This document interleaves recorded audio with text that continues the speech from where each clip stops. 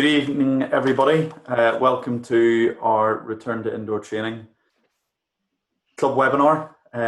Thanks for taking the time this evening to join us, and hopefully you find the session useful. We had a good session this morning with over 100 people from clubs across the country, which went really well, so hopefully we'll have a good session this evening.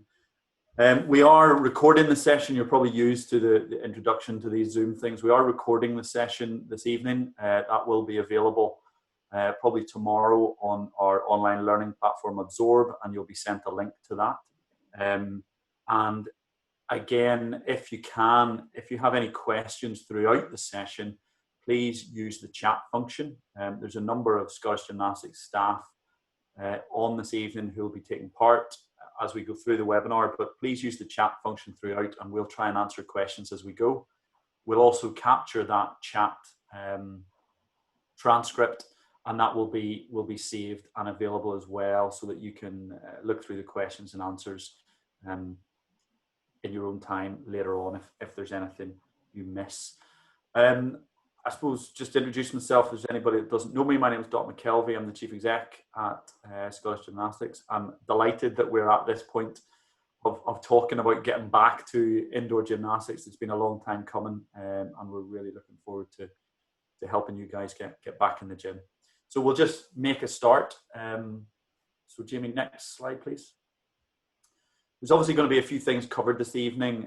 We had the First Minister's update last week, and the guidance that has been issued late last night, and a slight update issued today to all clubs. Again, we'll make sure that you guys all get a copy of that after the session if you haven't already seen it. We'll go through some of that. We'll also talk about the summary checklist and self-declaration form that we've also emailed out and made available, and we'd ask you to submit to us prior to opening. We'll look at capacity and risk assessing, which are two of the main issues really that I think you all need to get your heads round, and we'll show you how to calculate that. And Stephen's going to take you through a good session on risk assessment and how to calculate that as well.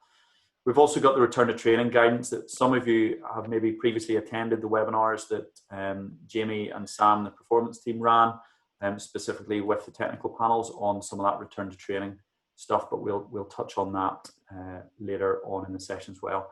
And the marketing hub, that one is really just a reminder.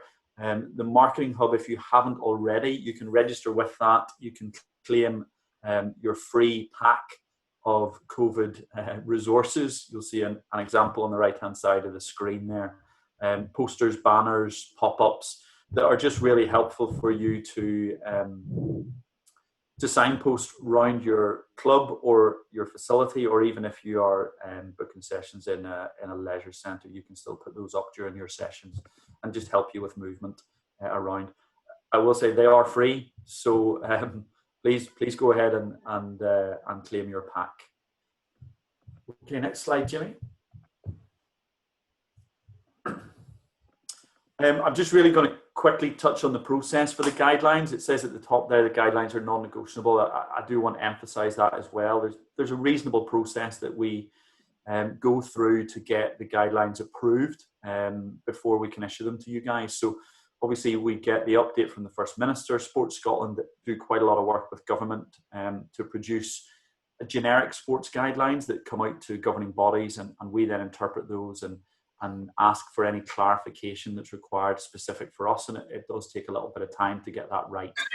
And even today there are still some questions backwards and forwards between us and Sports Scotland, and also some items that Sports Scotland are still clarifying with the government. So there is quite a process to pull that together, but hopefully you have those now, and we can start to implement those things. In terms of the non-negotiable bit, it's really important we follow those, and there's probably two reasons for that. Firstly, we need to continue to play our part in suppressing the virus. It hasn't gone away, as we're seeing with the increased cases at the minute, and so we need to make sure that what we do supports the ongoing fight against that. And secondly, it's about confidence in our own sport, showing that we are a sport that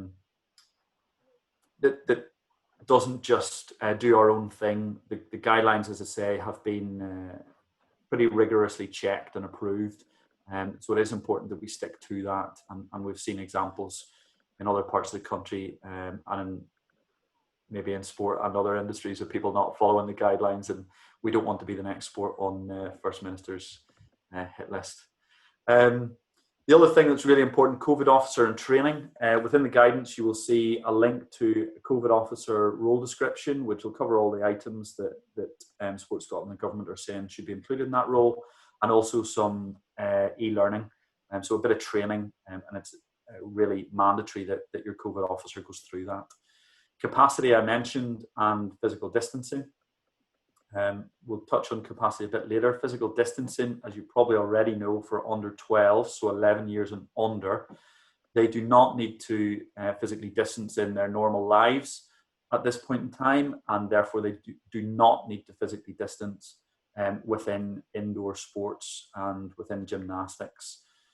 Anybody aged 12 and over does need to distance and stick to that 2 metre distancing requirement, and that includes coaches. And that includes coaches who are working with under 11. So there's absolutely no handling or supporting of gymnasts allowed indoors at this point in time. Face masks is the other item.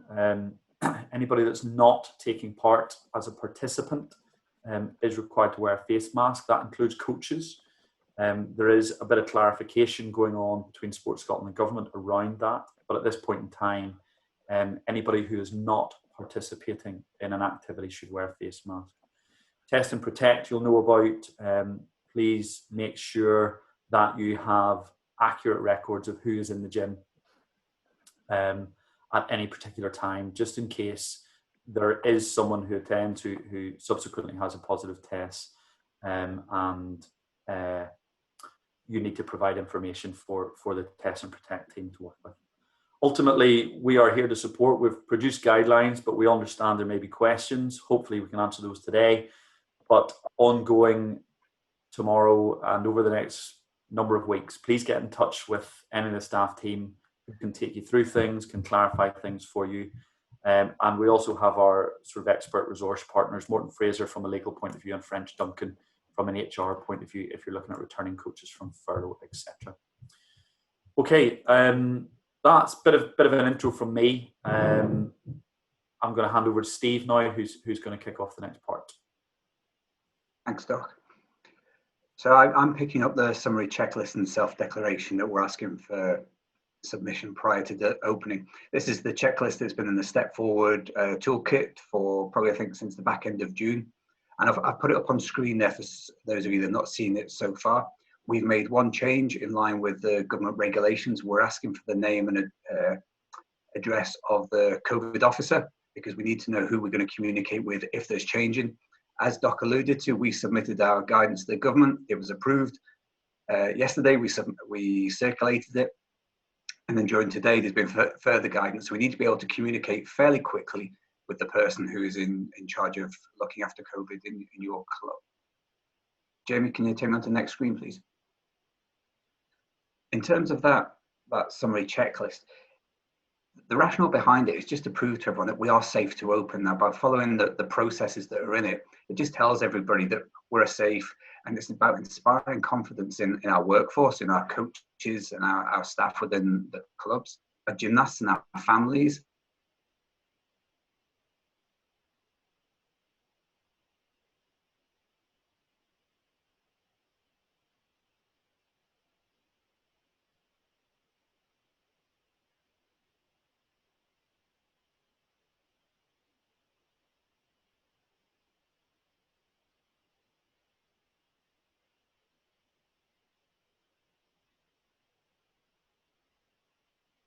People section is about supporting those people who deliver the gymnastics, so the coaches, those that run clubs, and also those that participate.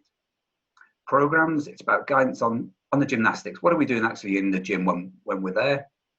The places, it's about, okay, what do we need to do to our facility to make sure that they are safe and effective, not just for our gymnasts, but those people that are entering the building. And lastly, the protection, which is all around supporting that safe return to gymnastics from a safeguarding perspective, but also from a business protection basis as well. We are asking that it should be signed and returned to us in advance of opening. And we're asking for development@scottishgymnastics.org is the place that you send it to. And I've been delighted after this morning's webinar that I think we've had 5 submitted so far on the back of that. So it shows that it's not too difficult to complete. But as Doc said, we are here to support clubs go through this process. It's not just here's a checklist, complete it and send it. We're here to answer any questions if you need it. And if you haven't received it by email, we put the link in the bottom of the slide there that you'll all get after the session. I'm now going to hand over to Mary, who will just take you briefly through the people section.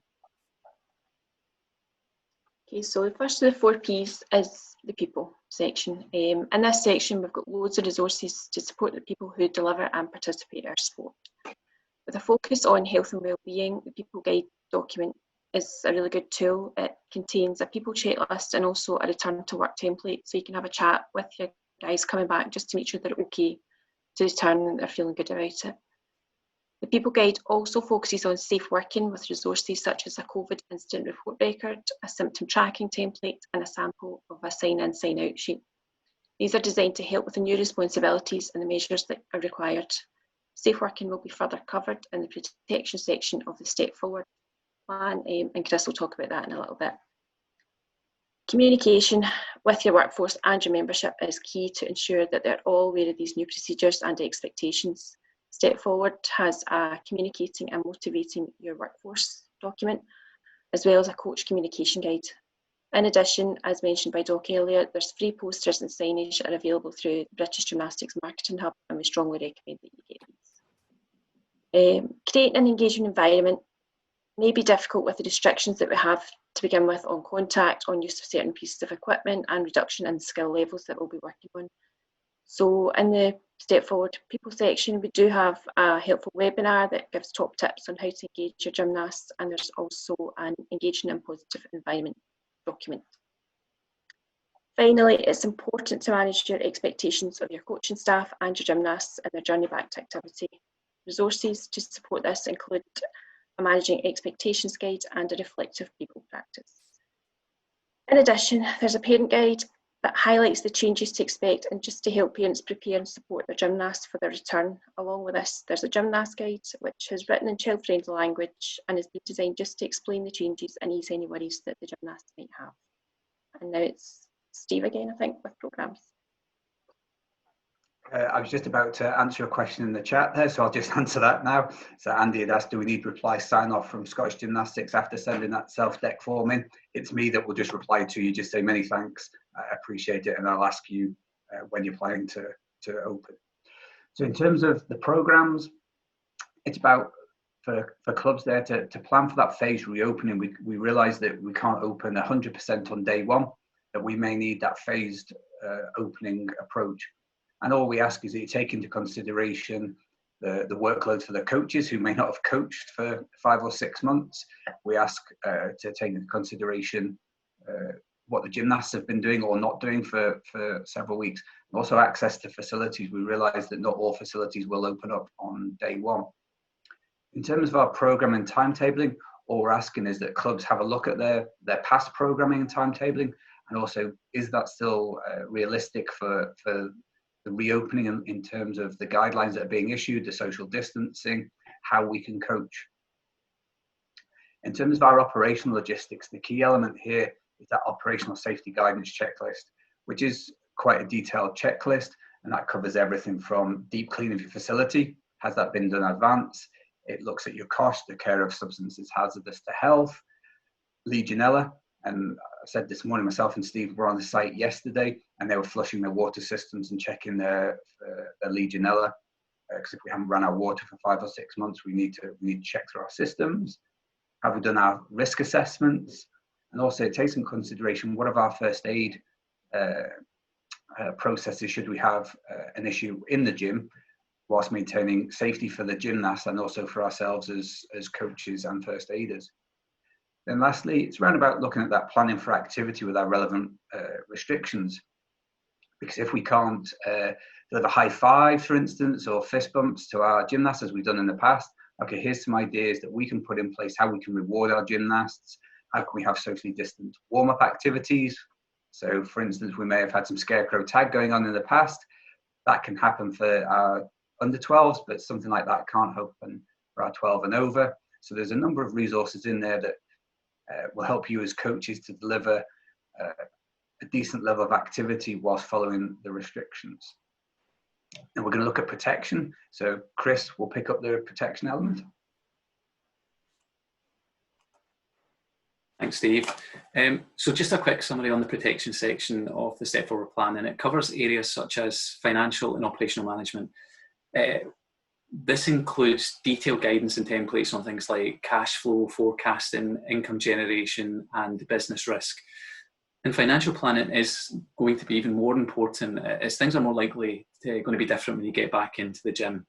So full awareness of your financial position now and in the future is going to be critical, just to make sure that you are sustainable despite the circumstances. And to help with this, there's a session capacity calculator in there just to help understand your profit and loss position. Initially, this is within each of your sessions, but this then expands out to your wider finances. This template also includes a calculator to help understand the cost of furloughed staff, whether that's staff that are still on furlough or that have returned on a part-time basis.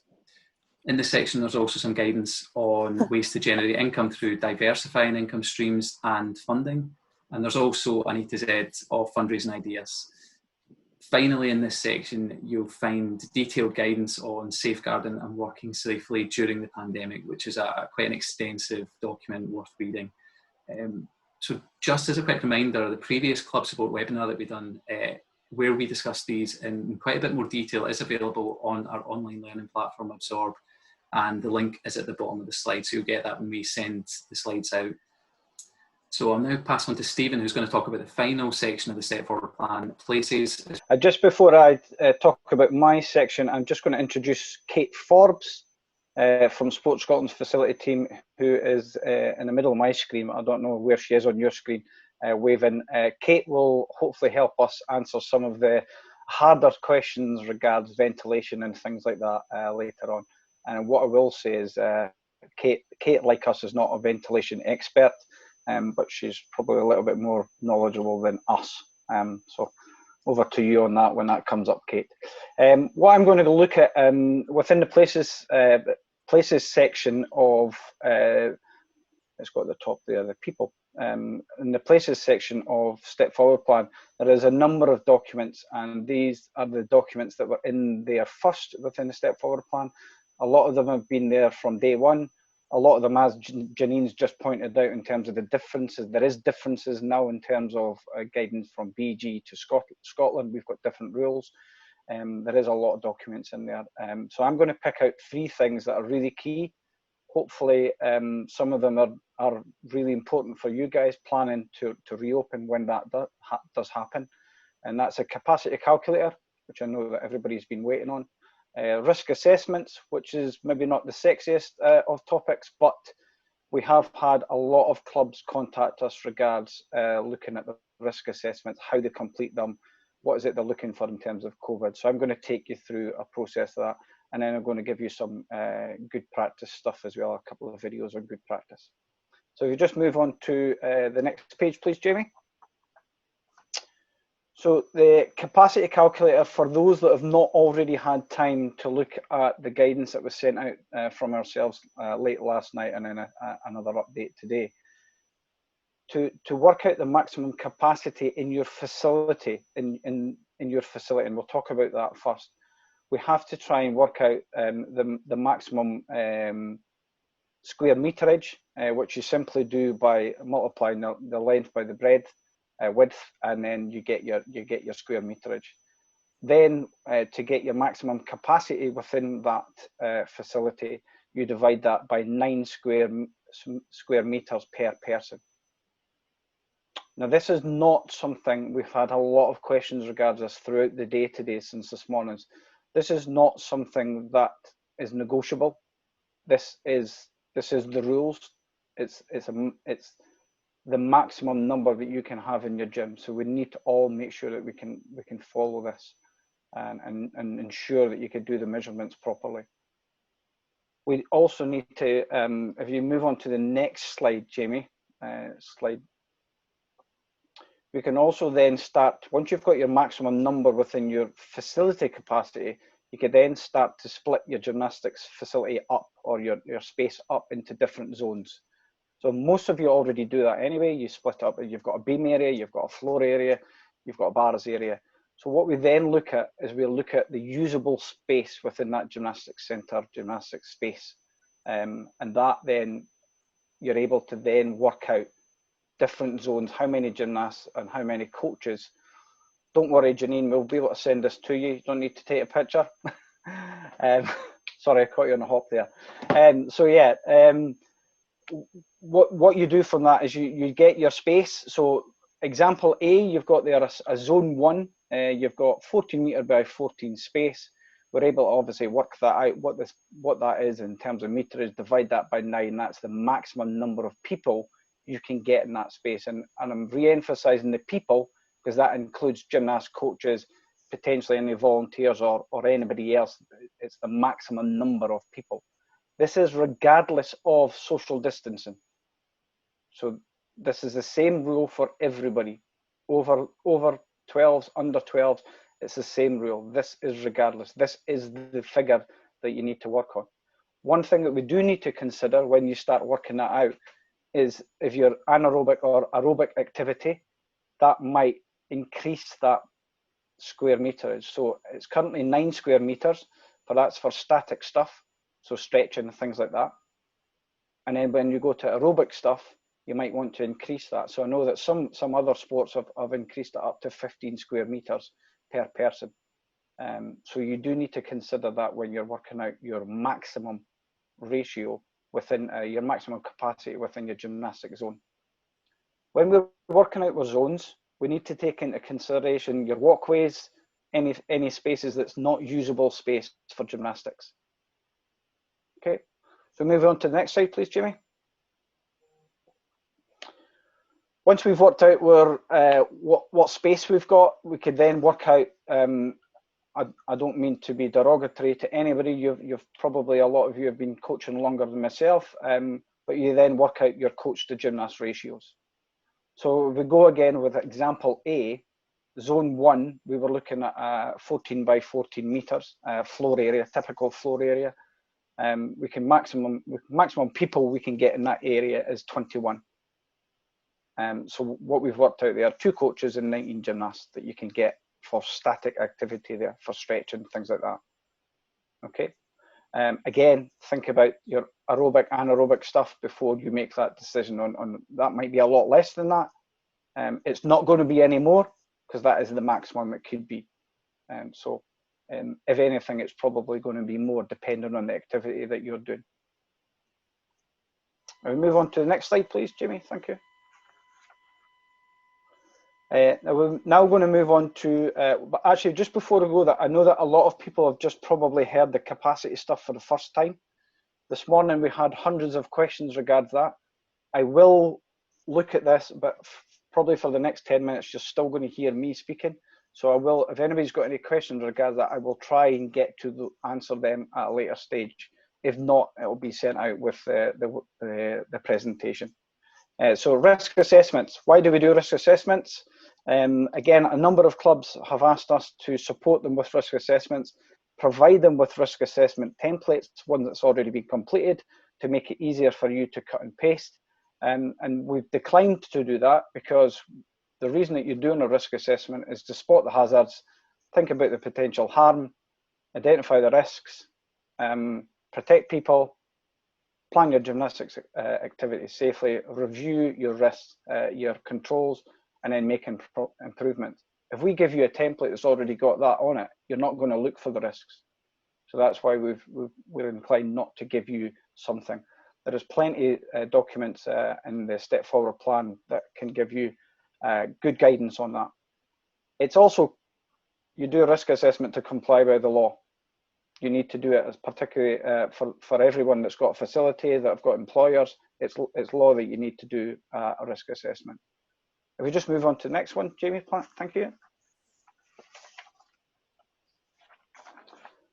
Just again, through the feedback that we've had from clubs, that's just a typical facility for us. So we're just going to identify some of the risks within this facility. I know that many of you do this on a regular basis, but we've just got to consider that a lot of people have asked for support on this. So if you just click the first one, common risks, in here we've got mats piled up and equipment piled up at the side. That's what you see in every gym, let's be honest. Most gyms have got that. It's obviously above head height, so it is a risk.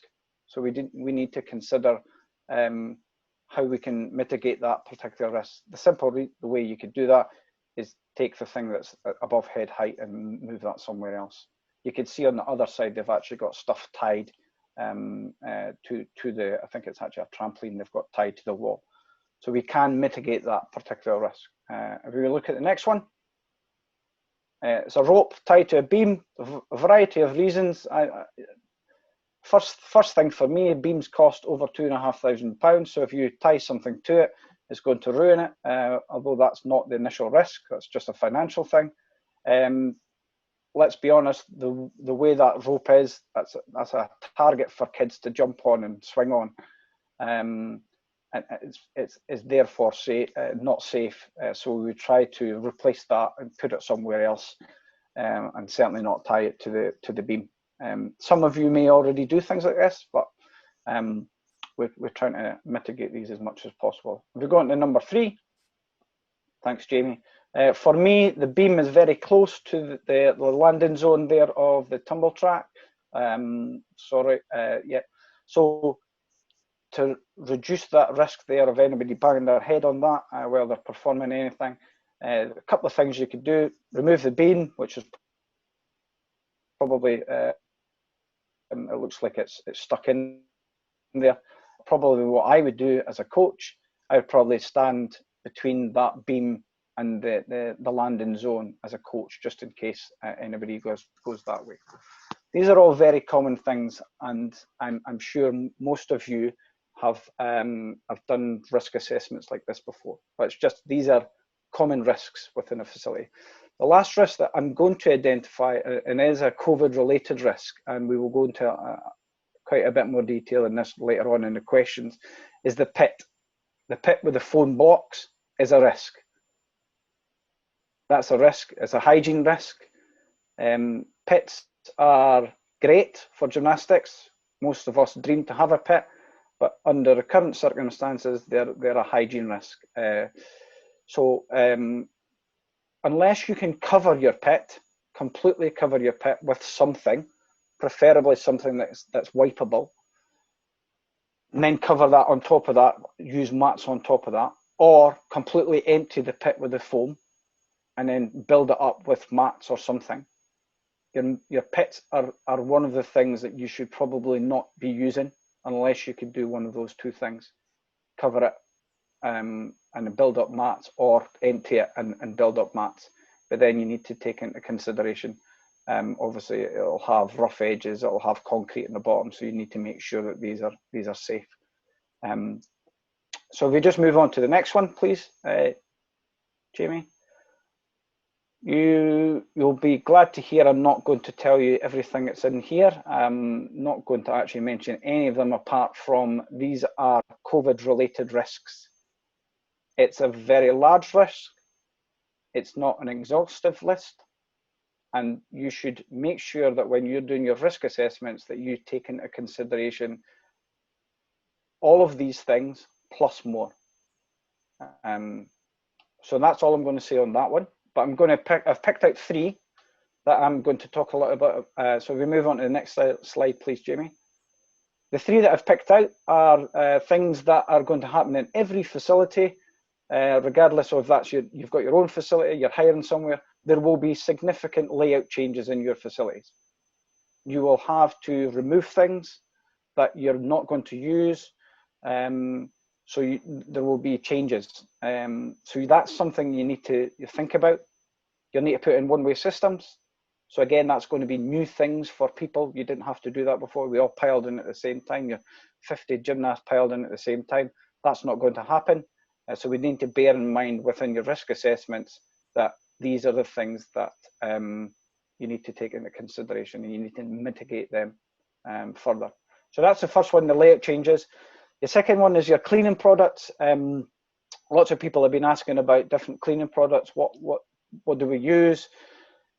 Lots of you have been really good. You've got new products in your buildings, but we've got to think about the risk of these. Cleaning products generally are harmful, so we need to make sure that they're locked away, they're stored in a place that the gymnast can't access them.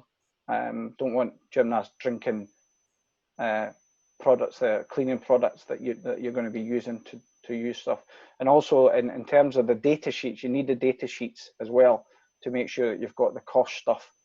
Again, a lot of you know this stuff, but unfortunately there is some people that are not aware of this, so we need to ensure. And then the last thing here is groups of people congregating. That is going to happen all the time. You've all been to the shops. You've massive queues waiting to get in the shops. That's going to happen at your gymnastics facility, particularly on your first session back. So you need to think about the different things that you could put in place that's going to prevent that from happening. So that's 2 meter distance and stuff, a queuing system, different drop-off points, staggering your times. These are all the things that you're going to need to consider, and I'm sure you've all thought about them already. So if we just move on to the next one, I'm going to take you through how to complete a risk assessment form. So risk assessment form, generally, this is the one that's been taken from the Step Forward plan. There is hundreds of risk assessment forms out there. You don't have to use this particular one as long as you do a risk assessment that covers everything. So in this one, the persons affected by the activity, if Jamie just clicks there, gymnasts, parents, coaches and visitors. And the hazard that I've picked out just for everybody is probably the most obvious one: droplets of virus being live on your equipment. That's going to happen. High touch area points within your facility. The control measures that probably most of you have already thought about. You've got a deep clean of your facility, including the equipment. You're going to have cleaning routines in place.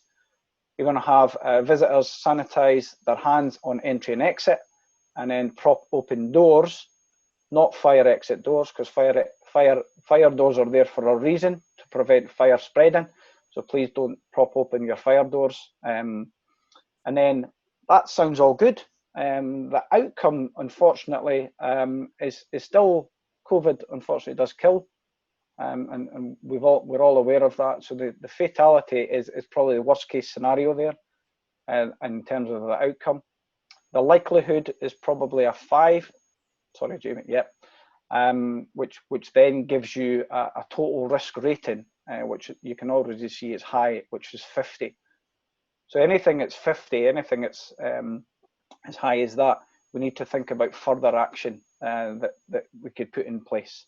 And the further action that we could probably put in there is sanitization stations throughout your gym. It's not just on entry and exit points. So maybe if you've got a beam area, have a sanitization station there. And these are just things that would reduce that, would mitigate the risk further. So we're going to now talk about the second one that I've picked out. So Jamie, again, gymnasts, parents, coaches, groups of people congregate, and I mentioned that previously. I think this is going to be the biggest challenge for people. Not socially distanced, standing outside waiting. You'll get grannies, aunties, everybody wanting to drop the little cherub off for their first session back, just as they do when they return to school on their first day. Everybody comes with them. We want to discourage that completely. So the control measures that you're probably already thinking about: one-way systems in place, social distancing markers, lines. I know that the marketing pack, you've got your spots, which is really good, and staggered start times of groups. Again, outcome there potentially is a 5, but it could be up to a 10. So that, I mean, it could be anything from a 5 to 10 in terms of that outcome. The likelihood is probably greater than previously.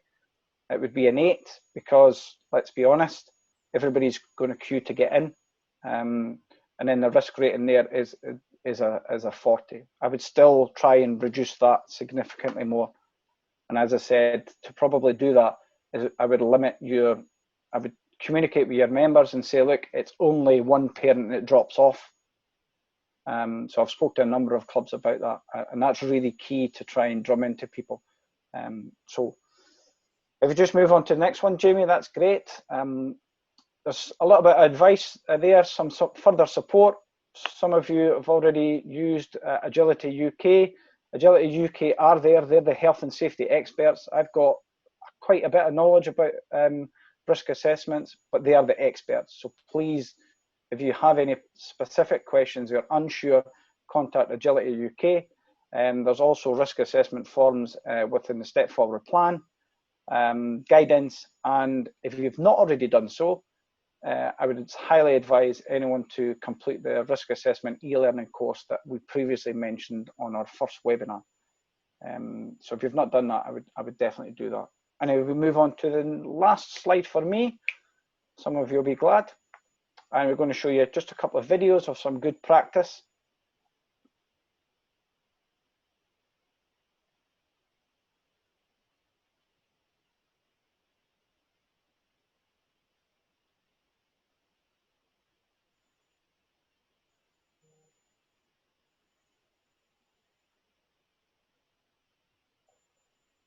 So as you can see, that club have got a good entry system, signage all over the place.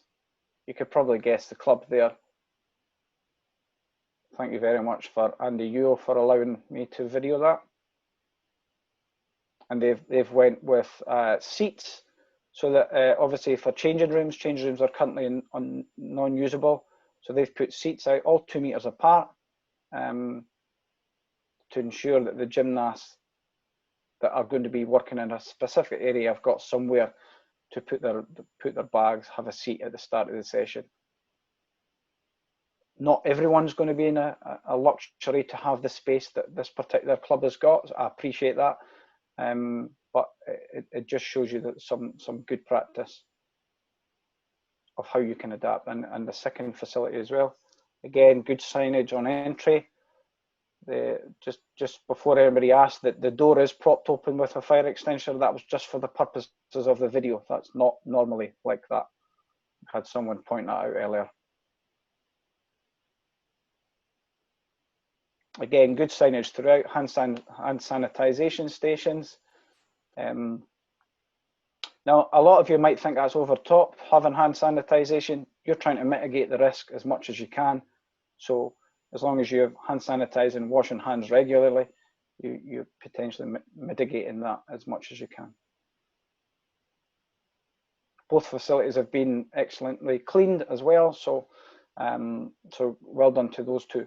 So that's me. I will now pass on to Jamie for slide 20. And as I said, any questions, I'll try and answer them just now.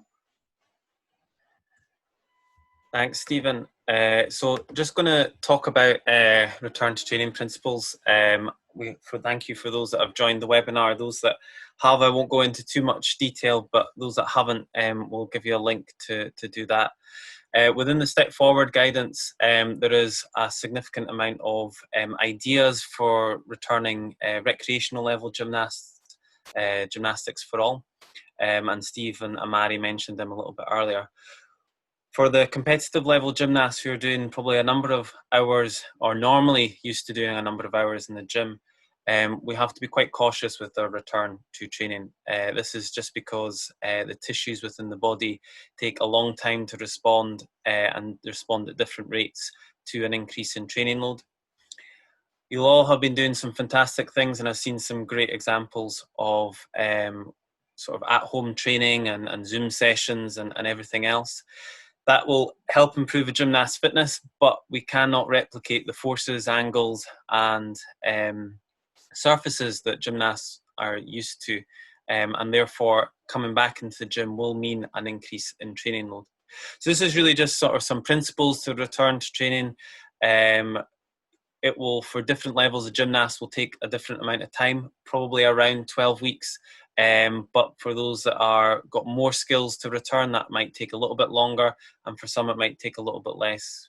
We know gymnasts that learn skills at different rates, but that's also how they respond to an increase in training load will be at different rates as well.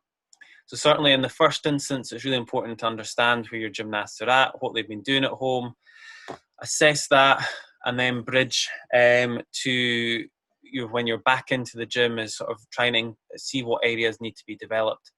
And then the sort of the third and the fourth and the fifth steps are just about progressively increasing their training load or training hours.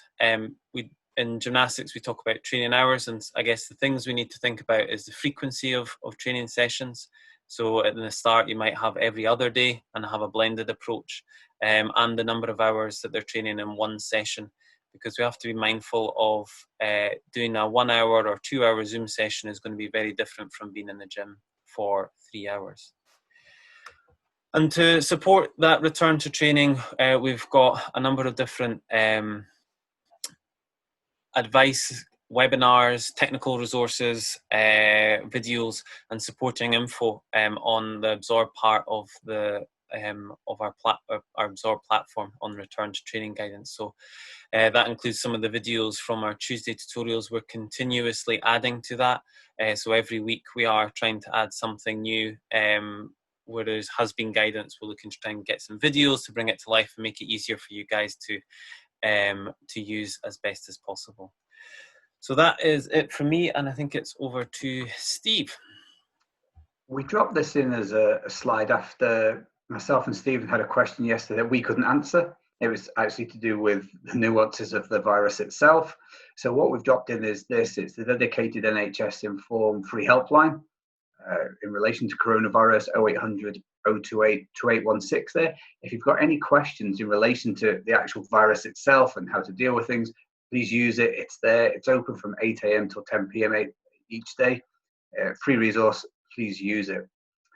What we're going to move on to now, Jamie, if we can go to the next slide, are the questions that have been submitted across the two webinars in advance. So some of you, when you booked up, asked us or posed us some questions. So what we'll do is I'll bring in various different members of the team to answer the questions. As Stephen mentioned, we've got Kate from the facilities team at Sport Scotland who can help as well. But please continue to use the chat function. If there's anything further that you do want to know, drop it in, and our reply may take a couple of seconds to come through because it may well be the person that's speaking is the one that's going to reply. So if we don't get back to you instantly, don't worry, we will do. So if we can go on to the first question, please, Jamie, and I think that is one for Stephen. Yeah, so the first couple of questions, we had a lot of questions in the first first seminar about cleaning. So we're going to kind of go through that in a little bit of detail. Stephen obviously has quite a significant knowledge in this area, and I'll probably chip in just because we've been, as a performance return, we have been doing this a bit live as well. So there's definitely some lessons learned from that. So I'll let Stephen kick off and I'll just chip in. Perfect, thanks, Jamie. Yeah, so a question is, how often do gymnasts need to wash hands? How often should children hand sanitize between stations? Ultimately, what we want to try and do is mitigate the transmission of COVID-19. So we're encouraging you to have cleaning procedures in place before, during, and after sessions. And it's important that equipment or surfaces that coaches or gymnasts come into contact with are cleaned regularly. This is the high touch points. You know, anything that's really been touched by gymnasts, a number of gymnasts, coaches should be regularly cleaned. I think the other key point as well is that from us, I guess some of the questions we had earlier as well was, do we still need to do this when kids are not having to socially distance? The virus doesn't distinguish between those that have to physically distance and those that don't. Obviously, it's within the government guidelines for a certain group don't have to, but the risk of transmission is still going to be there. So actually, when we're not physically distancing, it's actually probably more important to make sure that we are cleaning the equipment regularly. This was just sort of, I guess, a diagram. I think somebody had a couple of questions about if you're moving from one zone to another, depending on how you set it up. Is do you need to clean as you're moving through the zones? We know, from gymnastics, particularly in artistic, we probably move around the apparatus in different groups, and it's just about placing hand sanitizing stations, or if at all possible, washing hands in between sort of moving to the zones as well. And that's just another risk mitigation of ensuring that we don't transfer the virus potentially from one zone to another.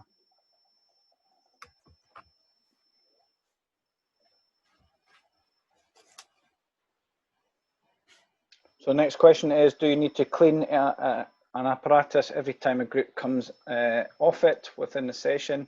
Are gymnasts allowed to use same hand equipment like floor bars, hula hoops? Answer there is, where shared equipment is necessary for activity, appropriate hygiene measures. Again, just to reiterate that, we're trying to mitigate the COVID spreading in your facility. So the more you do, the more you cleaning you do. I know that not everybody wants to be cleaning, not everybody wants to be using hand sanitizer, but this is going to be the new thing going forward. We're already going to the shops and doing things like that, wearing face masks. So this is the new. Until things change, we're asking you to regularly clean things. And obviously, if things can't be cleaned, do you really need to use it? Possibly not. And take it out your gyms. So yeah, if we can just move on to the next one, Jamie, that's fine. What the cleaning protocols? Again, we've mentioned this previously. Clean your equipment. You could deep clean between sessions, during sessions. Toilets, hand hygiene.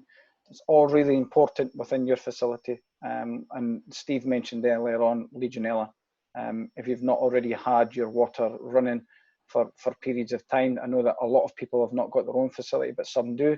That's something you really need to consider, and probably best to get that checked. If you're not sure, get that checked from a professional person. Move on to the next one, Jamie. Thank you. And then obviously we've got our cleaning guidance, a document that's very specific, goes through each piece of equipment, tells you the types of things or the ways to clean it, how often you should clean it. So that is detailed in there, and I think that's the next couple of slides, just detailing them.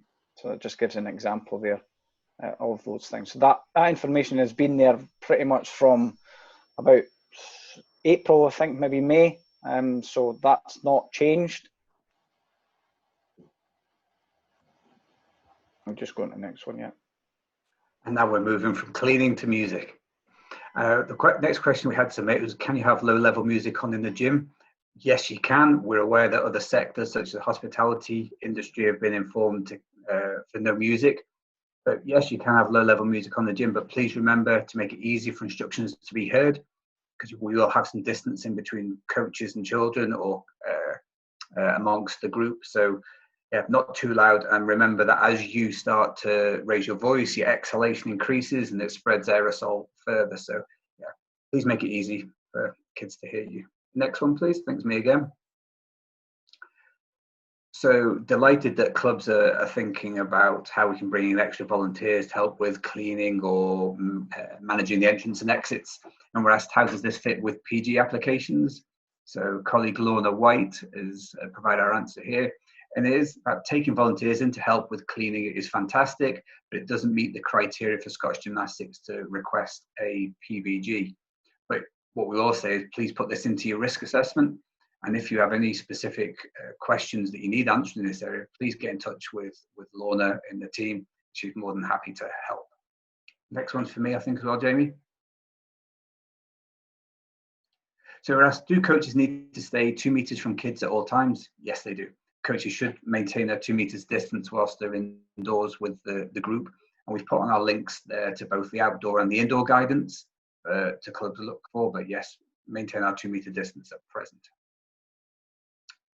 That's that one, Jamie. I think it's over to Stephen.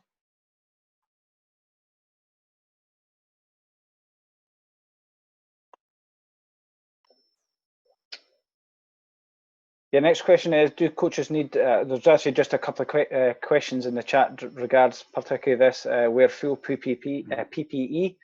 Further guidance on face coverings indoors for sport now has been sought by Sport Scotland.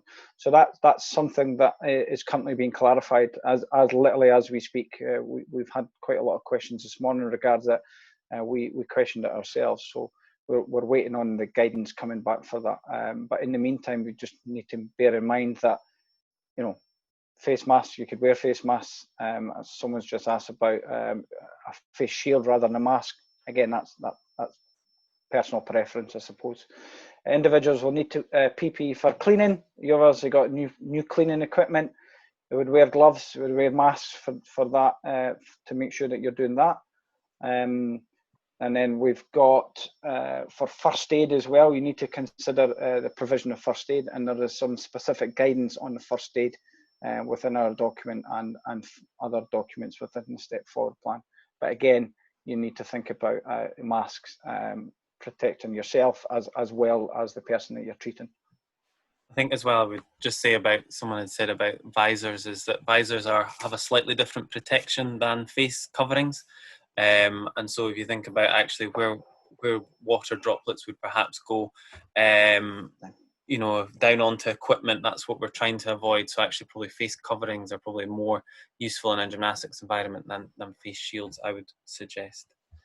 And there's also, and having done quite a lot of work on ventilation, there is also a bit of information that suggests that they'll allow a breathed aerosol to stay in the air for a length of time that a face covering doesn't. So if you're wanting to actually protect your gymnasts, and that's the motivation behind it, then a face shield's not doing as good a job as a face cover. Good advice, Kate. Thank you very much. Okay, the next question, as under 11s no longer need to physically distance, is there a maximum number allowed in each class, or can classes return to normal? So again, this morning we had a lot of pace class. Normal coaching ratios apply. Your overall capacity is based on the maximum of 9 square meters for one person, no matter of the age.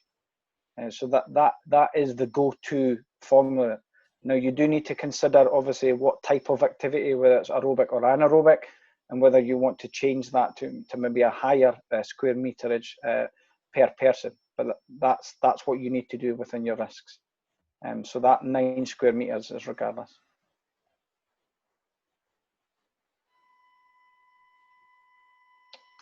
So we're asked, bearing in mind the number of clubs are operating out of schools, will we be following the same guidance as schools? No, each sector has been issued with their own guidelines and guidance from the government. So each sector is having to follow slightly different rules. So that what we have to do for us is we have to follow the Scottish Gymnastics indoor and outdoor guidelines, and we've put the links in for both of them there. So we are operating different to schools. Next one, please, Jamie. Why are some sports centres not opening until the 14th of September, and what are Leisure Trust local authority partners doing to get clubs back in? What we know is that our leisure trusts and local authorities are examining the whole businesses and making their decisions based on the facility's viability, and that is the viability to reopen, but also the viability for gymnastics to return.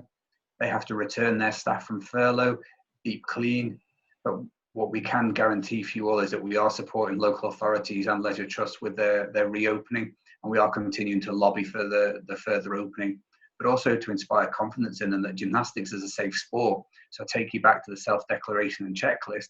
If they know that all of our clubs have been through that, it starts to inspire confidence that, yeah, we can let gymnastics in. We know that there are phased openings across local authorities, so some will have already announced the first 4 or 5 facilities in their stock that they will open.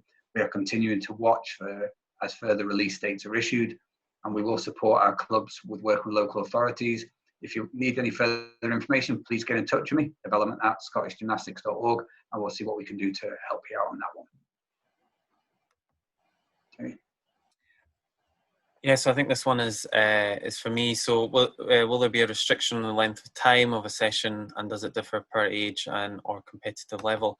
So there is no restrictions, but what I would say is that bear in mind with the return to training guidance, and I mentioned earlier around building progressively, both in terms of the number of sessions and how they're spaced out, but also the session length, and how that will have an impact on both probably an increase in training load and allowing the body to adapt, but also around concentration levels as well, given that our young gymnasts haven't been probably doing session lengths as they've been previously used to. But what that does allow is for a bit of an opportunity to make sure you as a club are able to accommodate all your members. So albeit there are some more cleaning time required, as well as time for managing flow and stuff like that, maybe a shorter session as you start to build will allow you to sort of allow all members to have some time in the gym. So we've been asked, have you given any consideration to whether outdoor gymnastics can continue once venues are open again? Most definitely, outdoors can continue as long as we fulfill the risk assessments and we follow the guidelines. We are updating the guidance as the Scottish Government make further announcements, and we can find that on the link that's on screen. It's just a reminder that the permissible insured activity is the skill awards, using the adapted for home version, Gym Fit, Jump into Gymnastics, the fundamentals, which you'll all find on the Step Forward links through the programs element, floor-based activities around those fitness, condition and flexibility, and also the low-level dance, ballet and choreography. So, but just remember to complete your risk assessments and follow those permissible activities. So this question, with our clubs return potentially quite far down the line, do you have any marketing ideas how we can encourage our gymnasts to renew their BG and SG membership? So yes, there are a few things to consider. Firstly, both outdoor and online activity still requires a live active membership. Also, the discount that's currently in place for members renewing will expire on the 30th of September as it stands. So from the 1st of October, they will have to pay full price. So make the most of that reduction. Also, the period the membership covers is until August 2021, and that's regardless of start date. So they don't lose out by doing it any earlier. And also, the earlier they do it, they are supporting the sport and ultimately your club. And finally, they can also now access new member benefits immediately if they renew earlier. And partners include Fitbit, Big Bobble Hats, and more. Next slide, please, Jamie.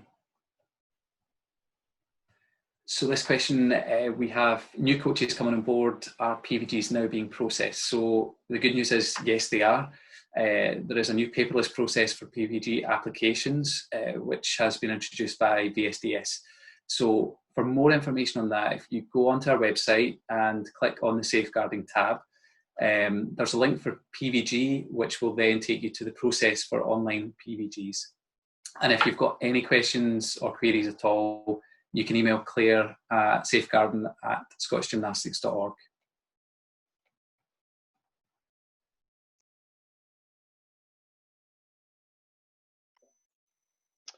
We've had quite a lot of questions regards the cleaning, and rightly so, right on cue, I suppose, with some within the chat. What kind of thing do you recommend using to clean carpets? Previously, within the BG guidance, within the Step Forward plan, we did say that it was near impossible. We are advising that there is probably products out there, some we're aware of, some we're not aware of. But the products that we're particularly promoting within this for zero dry time is that we're well aware that they've been tried and tested within gymnastics facilities for not just recently, for up to 2 years. So the product that you could see there, that's Becky from West Lothian, is a product called a BioTab that's dissolvable in water, simply in water, in warm water. And she's put that in a weed killer spray bottle. And she's performing that sanitization of the surface of her floor, and that takes no longer than 1 minute 30 seconds to sanitize the full floor. The same product, the BioTab, is also available to dissolve in water, so you can spray that onto a cloth. And probably the good news for everyone is that you can use that on swed, on beams, on vaults, and it doesn't damage it.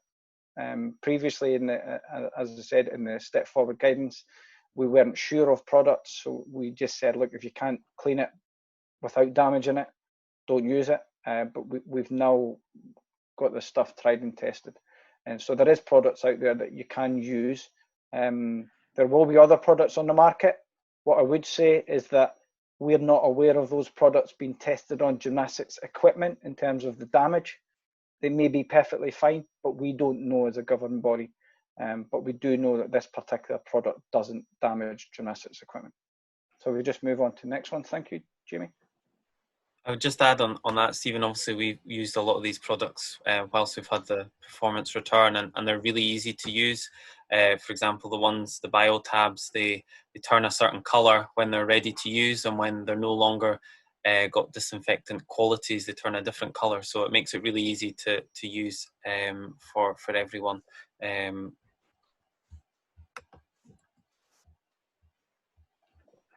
This is a question where I'll bring in Kate from the facilities team at Sport Scotland to help me out. So one of the questions being asked, is there more information about the ventilation requirements?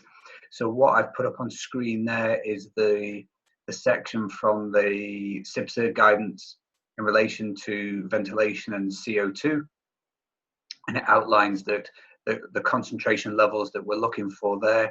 And I'm going to hand over to Kate at this point because she knows far more knowledgeable than myself on this. And I prefer her to be able to give you the right advice than myself. Hey, how you doing, guys?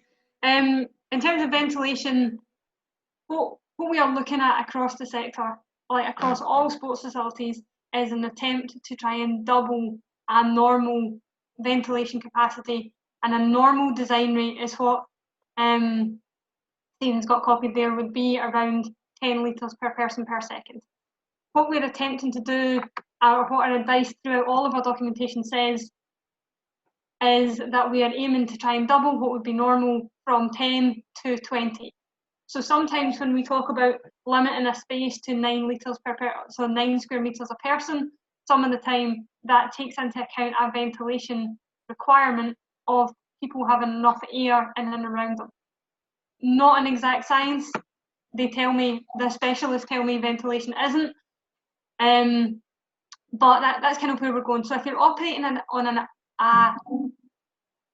a facility that has ventilation, then what you really need to be doing is looking at your system and checking that it's operating smoothly and that you know what your flow rate is. Ideally, you want to be operating about 10, and if you keep your square meterage to 9 square meters a person, then you're doing well. I know quite a lot of the clubs that we've worked with have moved into non-purpose built facilities or have moved into facilities that might not have any ventilation at all. And there's a section in our guidance there that talks a lot about natural ventilation and what that might look like. So that might require you to open all windows and doors. And as I say that, I absolutely understand what that's going to do to the temperature in a gymnastics hall and how challenging that's going to be for your guys. But the aspiration at the moment to try and reduce risk of transmission is to get the inside to be as much like outside as possible. What Stephen's copied there is one of the things that's on our guidance, and is almost that if you don't have any ventilation at all, a way of checking the kind of point of risk is a CO2 sensor. So there's another 2 or 3 pages on our guidance, which probably the sports hall one is most closely linked to yourselves and to have a look at, and I'm happy to take any questions if anybody's got any there. But really what you're trying to look at is either in a non-ventilated situation, open as many windows and doors as you possibly can, and there's more detail on our guidance there. A CO2 sensor will tell you the point where you get to a point of risk, and if you have a ventilation system, get it serviced, know it's working, and work around your 9 square metres a person. Thanks, Kate. And as Kate said, if anyone's got any more questions, if you either put them into the chat on that one, or you can email them into myself at development, and I can work with Kate and the team, and we can get further information to you. We are doing a wee bit of work at Sport Scotland with a couple of ventilation specialists to try and, as we get into winter, get a handle on what opening doors and windows looks like and what that actually means.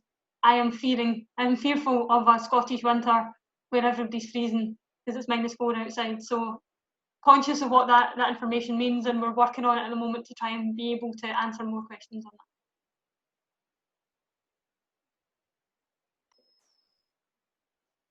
The next question's for myself. Numbers allowed in the gym in each session. We've discussed that in terms of the capacity calculator. Timing between sessions, we recommend that you have a 15-minute gap between sessions. That's for two reasons. That's to wipe down, I know again some people have been asking this, to wipe down your equipment that has been used for that particular group or that bubble, as we've called it in some of our documents, and also to ensure the ease of entry and exits into your facility. Maximum amount of non-family members allowed in the gym. So the household rule, so some sports, not all sports, some sports have had the household rule dispensation in terms of within the gymnastics environment within our sport. So the household rule doesn't apply when we're talking about gymnasts. So we're still waiting on some guidance regards preschool stuff in terms of parent and child session. So we have to probably come back to you with that.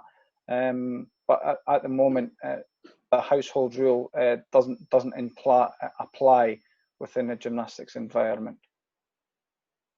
If we just, and then your normal coaching ratios apply, but that's not going to change. That's not changing because of COVID.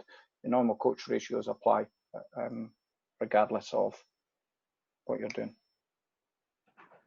We've had one club ask us, would you recommend we do temperature checks as people enter the gym? The current advice is it's not necessary, but you may wish to do it if it further mitigates the risk or to give great confidence to your members in terms of returning. But what we would say is that your temperature can vary depending on how you've arrived at the gym. And whether if I'm running late for something and I'm running into the gym or I'm cycling fast to get somewhere, I have a raised temperature. So that raised temperature is not always indicative of somebody having COVID-19 symptoms.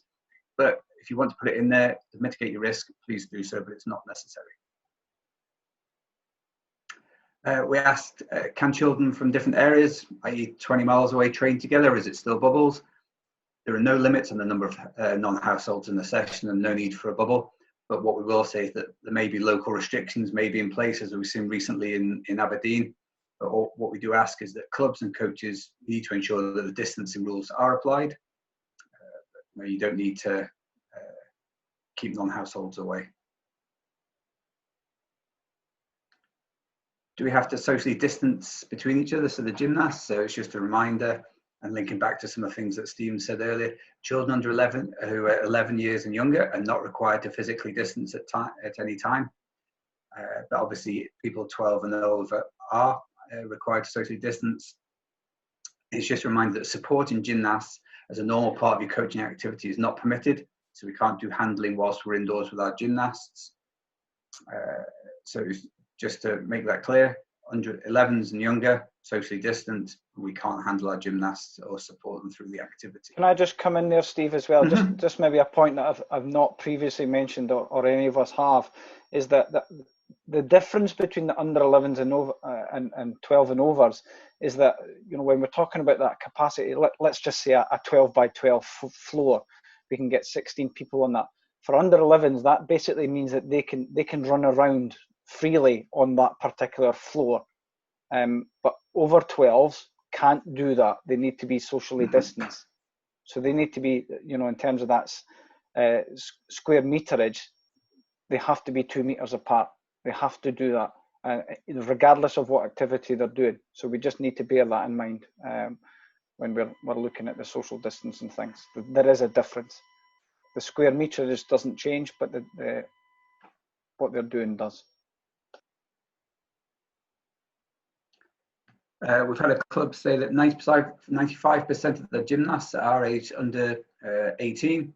In this scenario, should be adhering to COVID-19 education guidelines in place for primary and secondary schools. As I said earlier, different sectors have different rules handed down by the government. So no, you should follow the guidance for gymnastics issued by ourselves, which has been approved by Sport Scotland and the government. So it's just a reminder that they don't need to socially distance for youngsters. But as Stephen said there, that whilst they are within the session, our under 11s and over 12 and overs do count towards our capacity. So they're treated as one single person when they're in the gym. There's no distinction there, but we have to remember that we need to socially distance the older ones during their session. Risk assessment questions. Can we send risk assessments to Scottish Gymnastics to ensure our risk assessments, procedures and policies are in place, are sufficient and adequate?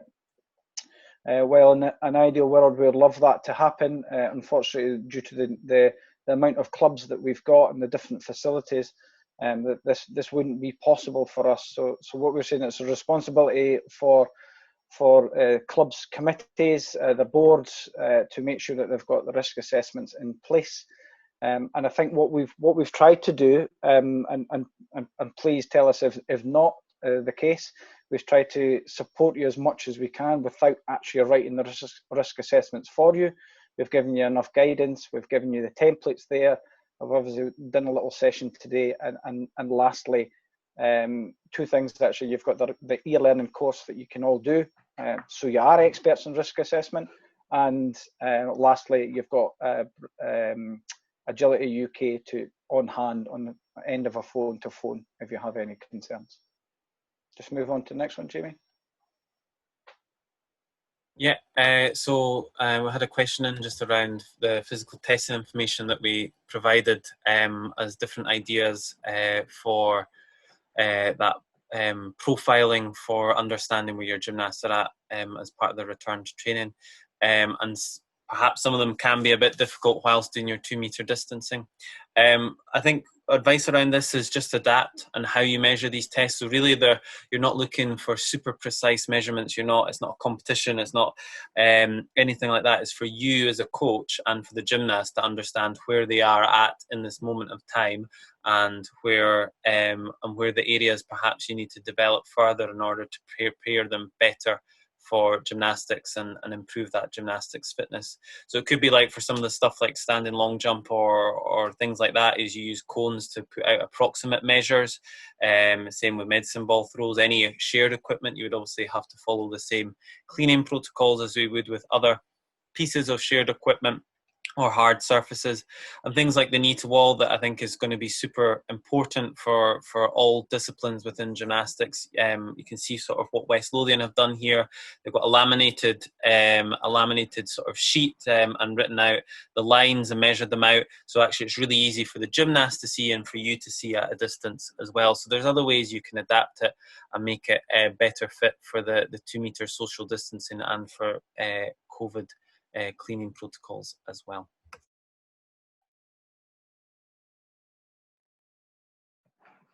As we said earlier, there's a numerous areas of support. So obviously you've got the team here at Scottish Gymnastics, and any further queries that you have, questions that you'd like answering, email them in to me at development@scottishgymnastics.org. If you've got any questions or require support in relation to the staff that you may have, or regarding any of your HR issues, please use James Richardson there at French Duncan HR Services.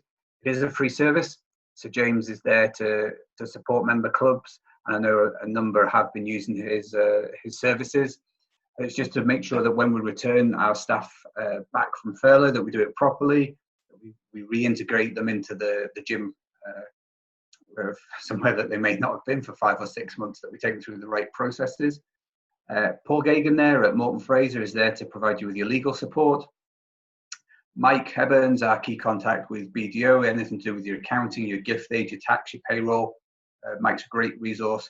And as Stephen's been mentioning through the risk assessment session, you've got Agility Health and Safety, who you can contact there on 01527 571 612, or drop them an email and they can get back to you. Doc is going to pick up the final question, and he will then sum up for the rest of the session.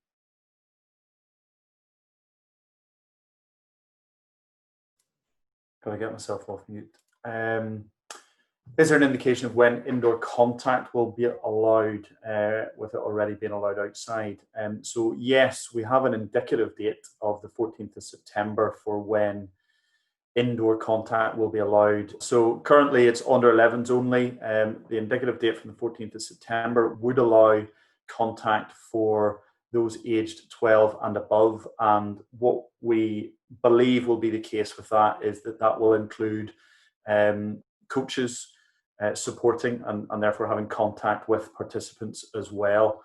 It's likely that there will be some restrictions on that. So the over 12s may have to be in bubbles, activity bubbles, so return to social distancing before and after the activity. But I would also stress that that is an indicative date at this time, and obviously we are seeing increased levels of positive tests over the last wee while. So I would say there is no guarantee that that will happen on the 14th of September. But we will obviously update guidance and update you all with that as soon as we know if that is happening.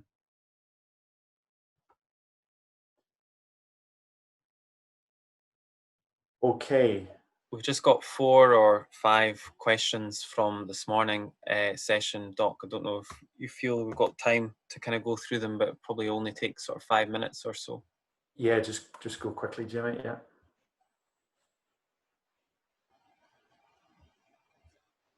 Steve, I think this is one that you were picking up. Sorry, Jamie, I was just in the chat. Can parent-child pre-sessions, preschool classes go ahead? Yes, they can. And I think we've all been shielding away from activity for long enough. So if we can get our preschoolers back in, that'd be absolutely fantastic. The children do not need to physically distance from each other. They're all under 11s. But the parents do need to distance from each other and those children who are not their own. And following the government guidelines, as the parent is not taking part in the activity, we would suggest that they do wear a face covering during the session.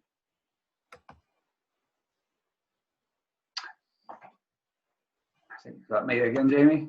Yeah. Cool, thank you. Is there specific COVID officer training? Yes, there is. Sports Scotland have developed an online course, which I know a number of the staff here have completed. It takes around 30 to 40 minutes to complete, and you can access the training through the link that's on screen, which you'll be able to access when we put the slides out.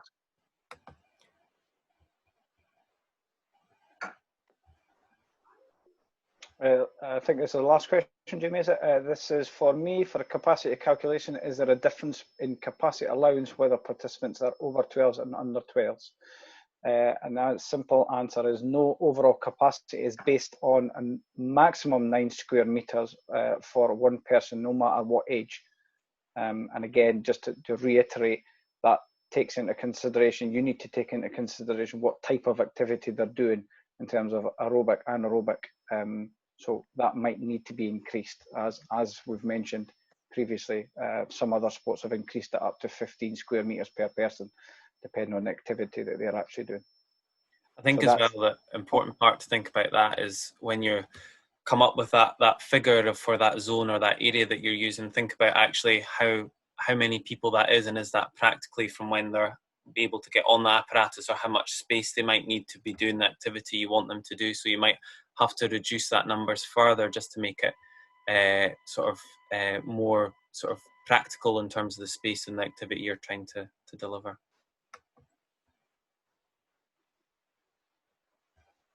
Two more for you, Stephen. Was there? Yeah, you're very popular. How do I make sure the foam pit is covered correctly? Very good question. The use of any pit with foam blocks must be covered completely with a suitable wipeable material. Obviously, it's some form of vinyl material.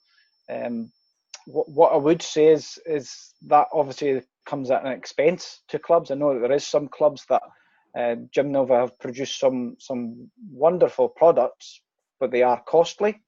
I'm sure Gym Nova won't like me saying that, but they are expensive. So if you can cover it with something that's wipeable, what you need to bear in mind is that some people might cover it with something, but if the foam beneath it still moves, which naturally is going to happen, it's still a risk. So I would be really keen for people not to use foam pits at all, because they're near impossible to cover and cause other risks. And again, if you can empty it, great, empty it completely of your foam blocks. But where are you going to put them? I don't know. That's up to you.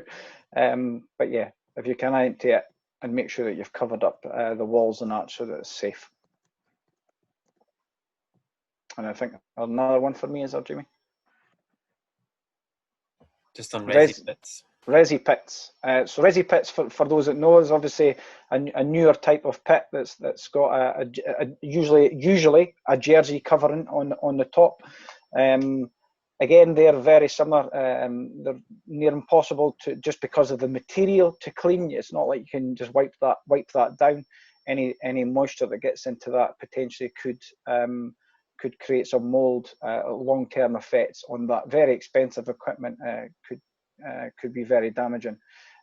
So again, make sure that you can hoover it. You can hoover it, but a lot of the guidance is telling you to hoover. Hoover's not killing germs. That's not disinfecting it. It's just picking up things. It's really not killing it. And again, that's where Gym Nova have been smart, and they have got some coverings for things like that. So you can cover that with some form of vinyl thing. And I'm sure they've got they've got a particular flyer with things that you can purchase for them. But again, if you don't need it, because within the return to training, you're probably not going to be swinging around bars and that anyway, so you're not going to need that level of equipment. So that's it. Thank you. Okay, folks. I suppose just remains for me to sum up and thank you. So thanks for taking the time again this evening to join the session. I hope you found it useful. I hope a lot of your questions were answered, but as we've said throughout, if you do have any on reading through the guidance or other things that come to mind over the next few days or weeks, please just get in touch and we'll do our best to answer those questions. And if there are things we need to seek clarity on from Sport Scotland or the government, we can obviously do that on your behalf as well. I'll just emphasise again the importance of sticking to the guidance. It is what has been approved for the return of gymnastics. So please do follow it. And as I say, ask any questions.